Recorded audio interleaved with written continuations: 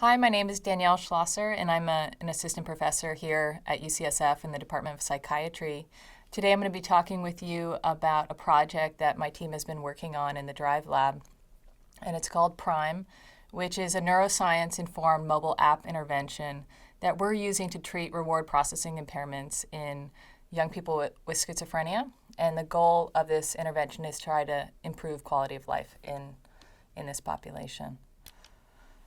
So just a little bit of background.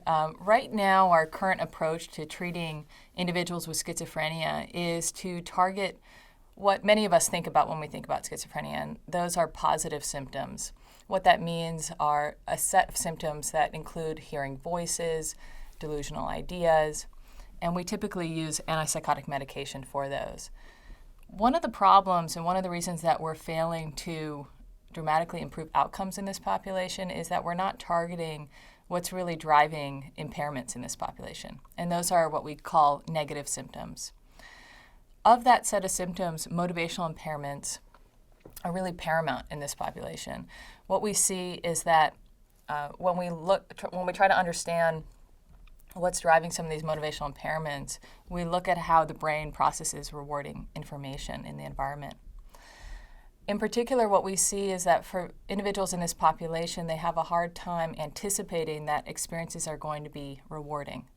So just take a minute and think about if you have a hard time imagining rewarding experiences, you are very likely to not feel a sense of drive to pursue those types of experiences. And that's what we see in this population.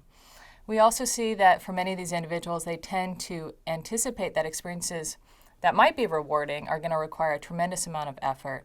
And if you're devaluing the amount of reward that you're going to get from those experiences, they're just not driven to engage in those motivated behaviors.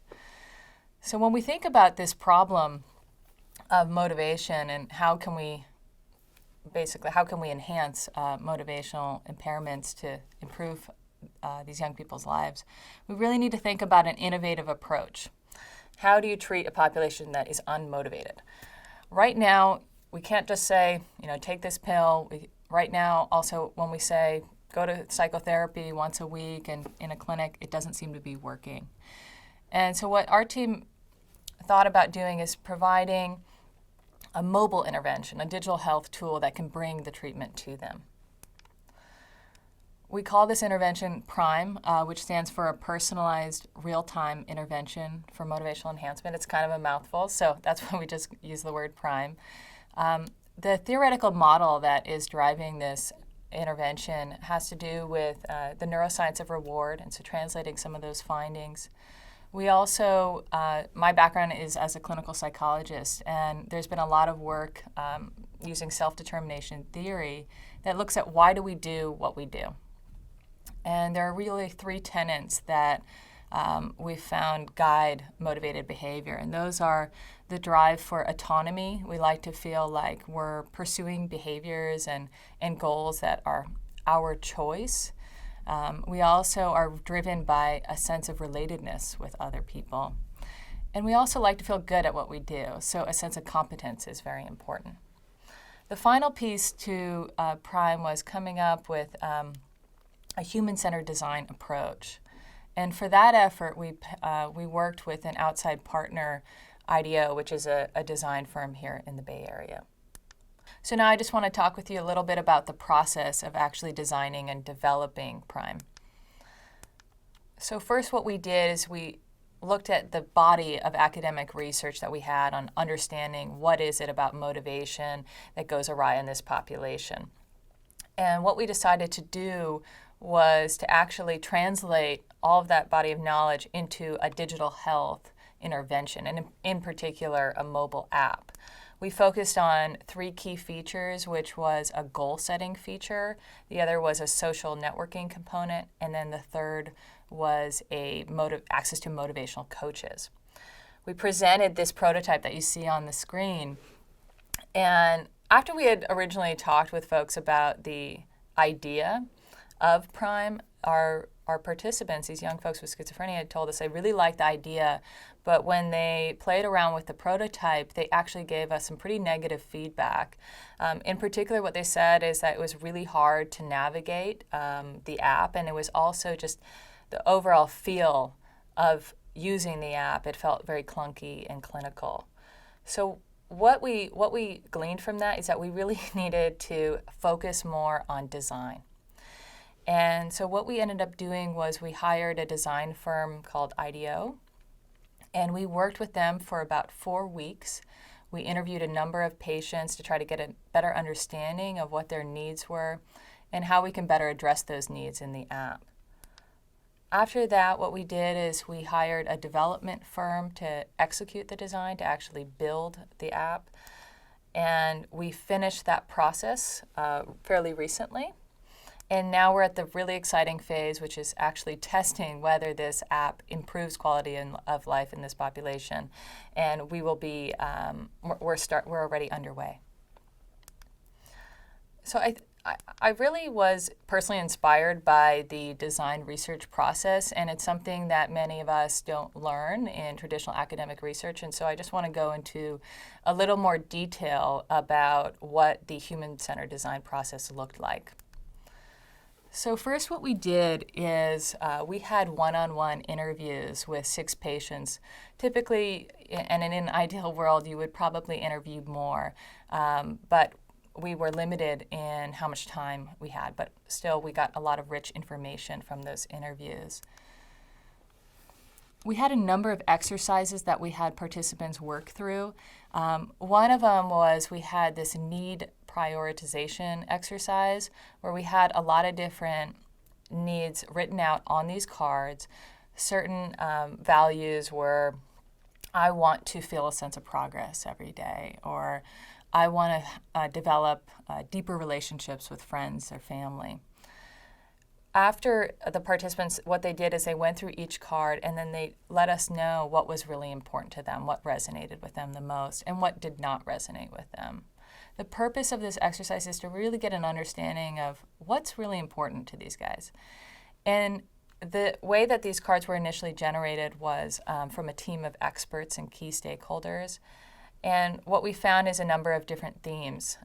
One of them was that participants were really driven by social experiences. So what they said to us is that it's very important for them to deepen relationships with friends and family. And the second value was that they wanted to feel a sense of progress in their life. So here we go.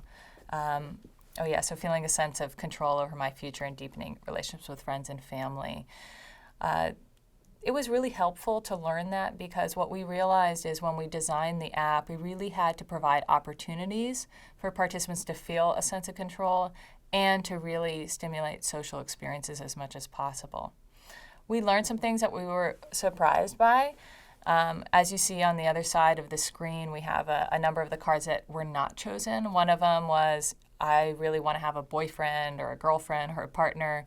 And we thought that was possibly going to be at the top of the list. And actually what we found for this population was no, that's too stressful. We just want to start with just having these peer relationships. Also, there was a really interesting response to the card about feeling normal and not like I have a condition. We thought that since schizophrenia was so stigmatized, that many of the folks that we were going to try to help actually wanted to feel like they're not holding this label of schizophrenia around their necks.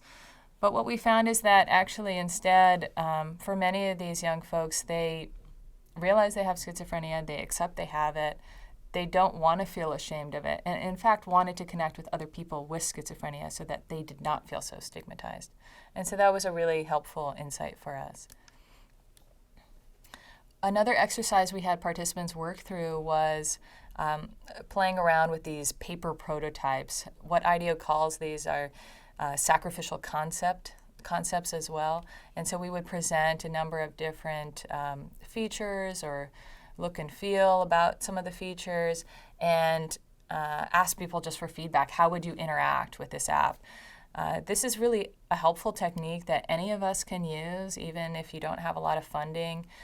You can very quickly get feedback about how would they engage in your app? How would they engage in your intervention? So one of the insights we learned from that exercise was we showed, for instance, this view of how the goals feature could look. and it was highly customizable. People could select whether they wanted to work on a social goal, and then they could go through many different pages customizing what that social goal would look like. And so many of the users looked at this and said, you know what, I just feel really anxious looking at this. This is so stressful. I don't even know what to press next. And instead, what folks preferred is this much more simple interface where we presented the goal to them, and all they had to do was select I accept or not right now. This was really helpful because this is a key example of how you can have a feature that's evidence-based. We know goal setting is important. And then if you don't get the result you want, you might really scratch your head and say, I don't understand, and we're implementing this evidence-based approach. Well, you can see right here how just the way you design that feature can have a significant impact on your outcome. So here, this is just a really moving story for me. I was really affected by this, and everybody in the team. While doing these interviews with this population that really has a hard time connecting with other people, it was so interesting. We were recording the interviews, and this young man actually at the end of the interview said to us, is there a possibility that I could get the recording of the interview? And we kind of sat back and said, okay, sure, but what do you want to do with it? And he said that he actually wanted to make a song out of the interview. And in fact, it's one of his hobbies. He likes to make songs from primarily positive experiences in his life. So we were pleased by this, but I wasn't really sure that he was actually going to carry out the creation of the song. And lo and behold, about 4 weeks later, he sent us the song, and we circulated it to our team, and it just made us feel really, really good because clearly this just the interview process itself and talking about what was important to him and how we could better help him was sufficiently inspiring to him. And so if you want to hear a clip, I'll play just about a minute of it for you to get a sense of what the song is like.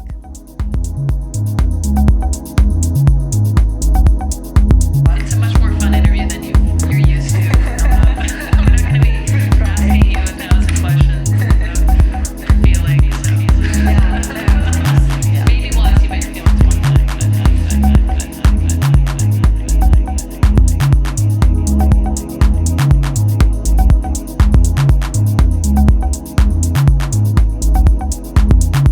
Is your dog with you in here? Yeah, it's fun.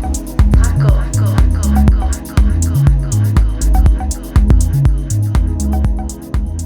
So what we learned from this experience was that what we really needed to lead with, the tone we needed to lead with the app was happiness, not health.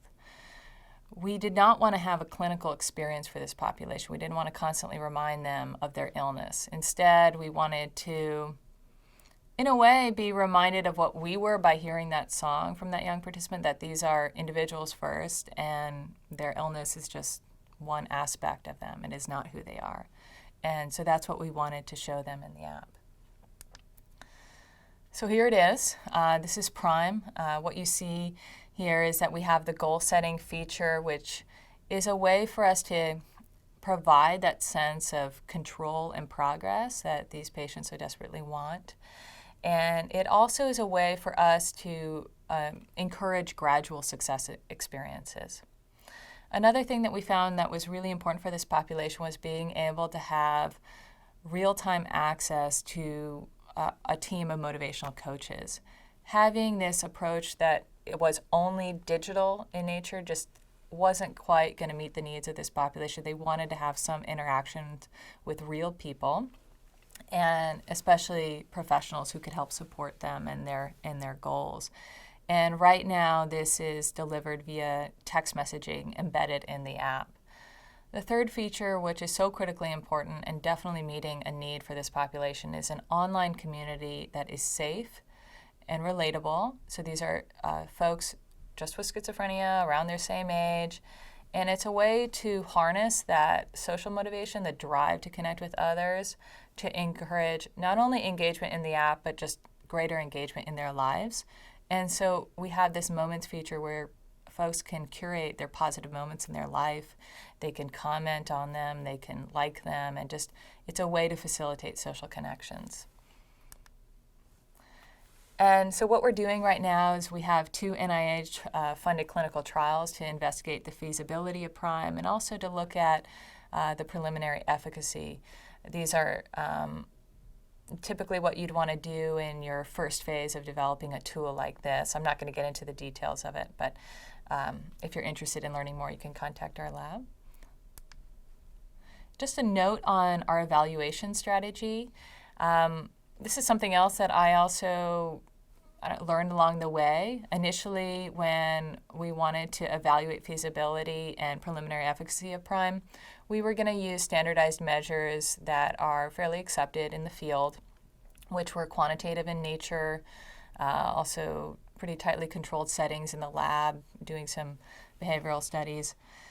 What we decided to do instead, though, was to branch out a little bit and look at qualitative data. Since our experiences with those interviews during the design process were so rich, we wanted to be able to capture some of that information.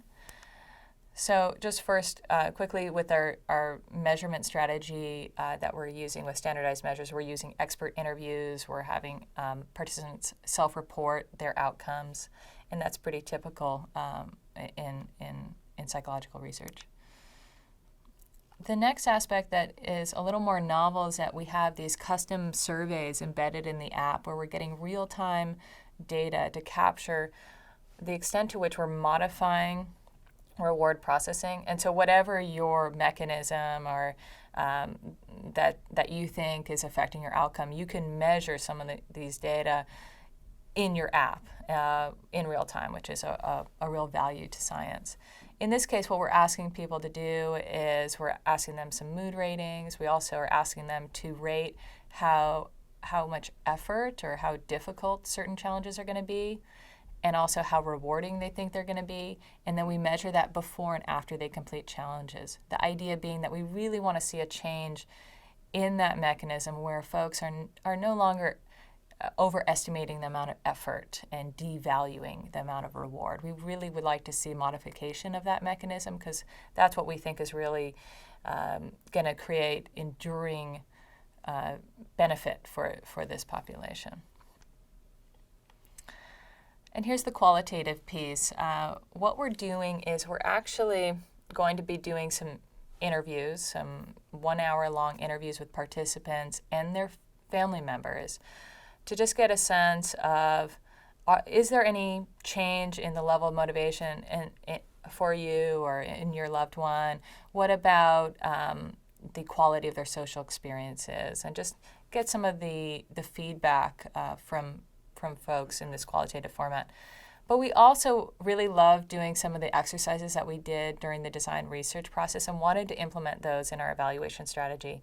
One of them in particular, which I thought was pretty interesting, was we asked folks to take pictures of positive moments in their lives before they came in to do the interviews with us. And this was a way for us to not only get to know these participants, but also to prototype that feature that I had shown you where we have the social networking feature that was around positive moments.